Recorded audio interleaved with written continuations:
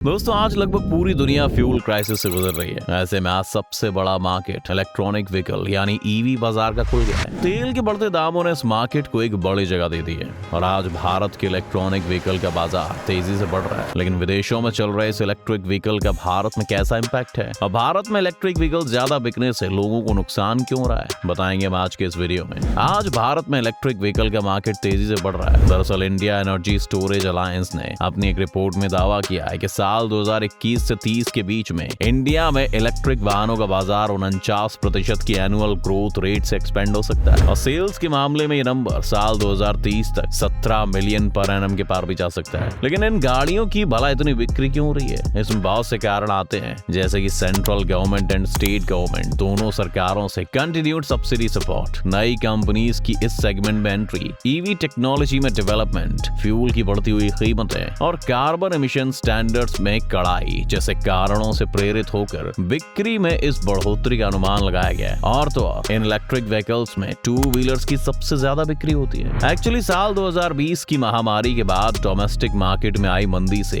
EV industry सबसे तेजी से उभरी है। रिपोर्ट के मुताबिक इलेक्ट्रिक टू व्हीलर सेगमेंट की डोमेस्टिक मार्केट में बिक्री बहुत हुई है। इसके बाद सबसे ज्यादा बिकने के मामले में लो स्पीड E3 व्हीलर्स का नाम आता है। इसके साथ ही बाकी सेगमेंट में भी बिक्री की बढ़ोतरी देखी गई है। आपने आज अपने शहर की सड़कों पर ऑटो रिक्शा को ई रिक्शा से रिप्लेस होते देखा होगा। ये पावर है इलेक्ट्रिक व्हीकल की। आज लगभग हर ऑटोमोबाइल सेगमेंट में इलेक्ट्रॉनिक व्हीकल लीड करते हुए दिखाई दे रहे हैं। इतना ही नहीं, इलेक्ट्रिक कारों में पेट्रोल और डीजल कारों की तरह इंटरनल कंबशन इंजन नहीं होता है, तो ये कारें फ्यूल सेल से चलती हैं, जो हाइड्रोजन और लिथियम आयन से बिजली पैदा करती है। हर सेल में पॉजिटिव इलेक्ट्रोड होते हैं जिनमें लिथियम और कोबाल्ट की क्वांटिटी ज्यादा होती है। साथ ही इन सेल्स में नेगेटिव इलेक्ट्रोड्स भी होते हैं जिनमें ग्रेफाइट की मात्रा ज्यादा होती है। इन सेल्स के इलेक्ट्रोड के बीच एटम्स प्रोसेस होती है जो मोटर को पावर देते हैं। बता दें कि इलेक्ट्रिक कार कम शोर करती है, इससे प्रदूषण का खतरा कम होता है। साथ ही इन कारों को पेट्रोल, डीजल या सीएनजी इंजन से चलने वाली कारों की तरह समय समय पर मरम्मत की जरूरत भी नहीं पड़ती है। लेकिन जब हमने इलेक्ट्रॉनिक व्हीकल की इतनी तारीफ करी दी है तो इसका नुकसान क्या है, इसके बारे में हम शुरुआत से बात कर रहे थे। आइए बताएं इसके नुकसान। वो कहते हैं ना कि जब भी किसी चीज की अति यानी बहुत बढ़ोतरी होती है तो उससे नुकसान होना तय है। इलेक्ट्रॉनिक व्हीकल भी हमारे साथ कर रहे हैं। बता दें कि इलेक्ट्रॉनिक व्हीकल बनाने में लिथियम आयन बैटरी का इस्तेमाल किया जाता है और इस लिथियम के लिए अफ्रीकी देशों में जमकर खुदाई हो रही है। अब इस अंधाधुंध खुदाई के चलते वाटर लेवल और अर्थ के स्ट्रक्चर पर भी असर पड़ सकता है। ईवी के पीछे ऐसे कई सवाल हैं जो फिलहाल खुलकर सामने नहीं आए, जैसे कि आज पूरी दुनिया में इलेक्ट्रिक व्हीकल अपनाने की कोशिश चल रही है और इसके फायदों को देखते हुए भारत जैसे देश में भी सरकार नई इलेक्ट्रिक गाड़ी खरीदने पर सब्सिडी देती है। अब इलेक्ट्रिक व्हीकल को पेट्रोल डीजल गाड़ियों का सबसे बेहतरीन ऑल्टरनेटिव के तौर पर पेश किया जा रहा है। इसके साथ ही बिजली से चलने की वजह से ये गाड़ियां एनवायरनमेंट के लिहाज से भी बेहतर मानी जा रही हैं। लेकिन इन सारी खूबियों के बावजूद क्या इलेक्ट्रिक व्हीकल सच में हमारी दुनिया के लिए फायदेमंद है? क्या इलेक्ट्रिक व्हीकल की दुनिया इतनी पाक साफ है जितना हम सोचते हैं? ये बड़ा सवाल है। जैसे कि हमने आपको बताया कि इलेक्ट्रिक व्हीकल में ज्यादातर लिथियम आयन बैटरी पैक का इस्तेमाल होता है, तो इसके लिए बड़े पैमाने पर लिथियम का दोहन हो रहा है। इसके साथ ही स्मार्टफोन कंपनीज भी बैटरी के लिए लिथियम आयन का यूज करती हैं। अब लिथियम की अंधाधुंध खुदाई से न सिर्फ पृथ्वी के स्ट्रक्चर पर गलत असर पड़ रहा है बल्कि पानी की भी बेहिसाब बर्बादी हो रही है। अब चूंकि अफ्रीकी देशों में काफी गरीबी है, इसलिए तमाम गलत काम भी वहाँ होते हैं। रिपोर्ट्स के मुताबिक लिथियम निकालने की जद्दोजहद में वहाँ बाल मजदूरी और बंधुआ मजदूरी जैसे गलत काम भी हो रहे हैं। अब अगर हम इन इलेक्ट्रिक व्हीकल्स की बात करें तो इसकी सबसे बड़ी कमियों में से एक इनकी लाइफ है। एक्सपर्ट्स के मुताबिक एक इलेक्ट्रिक कार की औसतन लाइफ सिर्फ 5 साल की होती है। अब पेट्रोल डीजल के कंपैरिजन में गाड़ियां काफी महंगी होती हैं। इसके बावजूद इलेक्ट्रिक कार की लाइफ काफी कम है। इतना ही नहीं, ये कार जितनी चलती है ना, इसकी बैटरी की क्षमता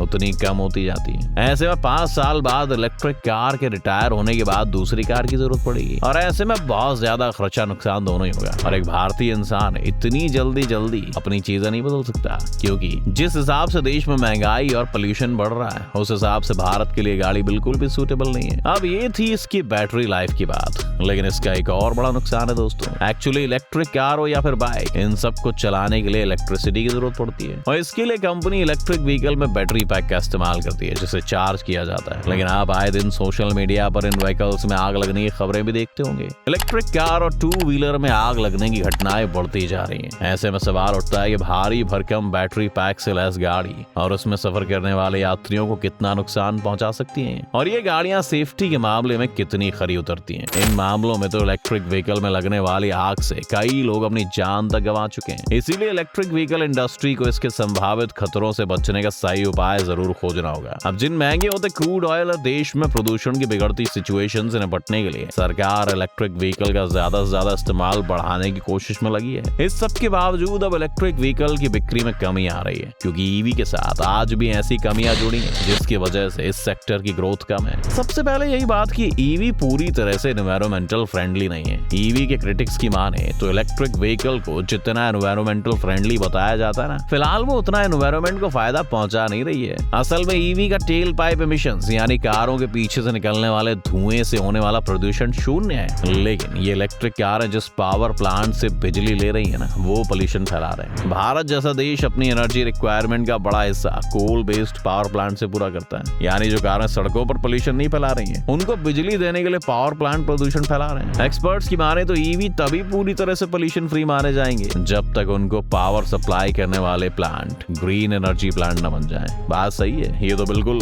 मुंह में राम बगल में छुरी वाला काम है। अब ये तो थी पोल्यूशन वाली बात। इसके साथ ही इलेक्ट्रिक कारों की सबसे बड़ी कमी उनका काफी महंगा होना भी है। सबसे ज्यादा बिकने वाले 2 व्हीलर में शामिल होंडा एक्टिवा मैक्सिमम 82,000 रुपए मिल रही है, हालांकि ओला S1 की शुरुआती कीमत इससे ज्यादा है। वहीं ओला को आपने कई बार वायरल वीडियोस में चलते हुए भी देखा होगा। इसके साथ ही TVS iQube के लिए आपको 1 लाख से ज्यादा खर्च करने होंगे। वहीं इंडिया में कॉम्पैक्ट SUV की कीमत करीब 5.5 लाख रुपए शुरू हो जाती है। वहीं देश की सबसे किफायती इलेक्ट्रिक SUV मानी जाने वाली टाटा नेक्सॉन EV 10 लाख रुपए से ज्यादा महंगी है। इतना ही नहीं, इलेक्ट्रिक व्हीकल बहुत भारी भी होती है। अब EV मैन्युफैक्चरिंग कंपनीज लगातार कारों की क्षमता बढ़ाने पर ध्यान दे रही है और इसके लिए उन्हें बैटरी का साइज बढ़ाना पड़ रहा है, जिससे इलेक्ट्रिक कारों का वजन पेट्रोल और डीजल कारों के मुकाबले कहीं ज्यादा हो जाता है। दुनिया भर में मौजूद कुछ पावरफुल कार्स में लगी बैटरियों का वजन ही 600 किलो से ज्यादा है। अब वजन भारी होने से गाड़ियों को आप हर जगह नहीं ले जा सकते। ऑफ रोडिंग में इन भारी गाड़ियों की अपनी सीमाएं और समस्याएं होती हैं, जिसकी वजह से इन कारों को ज्यादातर अर्बन एरियाज के व्हीकल के तौर पर देखा जाता है। इसमें इस्तेमाल होने वाली बैटरी के लिए केमिकल्स के खनन का भी इन्वायरमेंट पर बड़ा इम्पैक्ट डलता है, क्योंकि कार चलाते समय सड़कों पर रिसने वाले पानी में टॉक्सिक सब्सटेंसेस होते हैं और एनवायरमेंट के लिहाज से ठीक नहीं है। बैटरी के रिसाइकलिंग की समस्या। इलेक्ट्रिक कारों में इस्तेमाल होने वाली बैटरी की रिसाइकलिंग भी बड़ी समस्या है। वहीं कुछ इंडस्ट्रीज का कहना है कि कोबाल्ट की ग्लोबल सप्लाई पहले से ही लो लेवल्स पर पहुंच चुकी है और फ्यूचर में भी इसकी मांग की काफी कमी हो सकती है। बताया जा रहा है कि बैटरी कारों में अभी बहुत कुछ डेवलप करने की जरूरत है, क्योंकि चार्ज होने में बहुत टाइम लेती है और इससे आप एक वक्त में लंबा सफर तय नहीं कर सकते। दोस्तों, आज भारत के साथ साथ पूरी दुनिया में इलेक्ट्रिक कारों की मांग बढ़ती जा रही है, जैसा कि क्रूड ऑयल भी खत्म होता जा रहा है। ऐसे में नेचर पर इसका बहुत बड़ा इम्पैक्ट पूरी दुनिया के लिए बड़ा खतरा बन सकता है। खैर, क्या आपके आसपास या आप भी कोई इलेक्ट्रिक व्हीकल इस्तेमाल करते हैं? हमें कमेंट सेक्शन में जरूर बताएं। हमारी आज की वीडियो आपको पसंद आई हो तो लाइक और शेयर कर दें, और अगर आप इस चैनल पर नए हैं तो सब्सक्राइब और बेल आइकॉन का बटन जल्दी से जल्दी दबाएं, ताकि हमारे आने वाली हर वीडियो का नोटिफिकेशन आपको सबसे पहले मिले।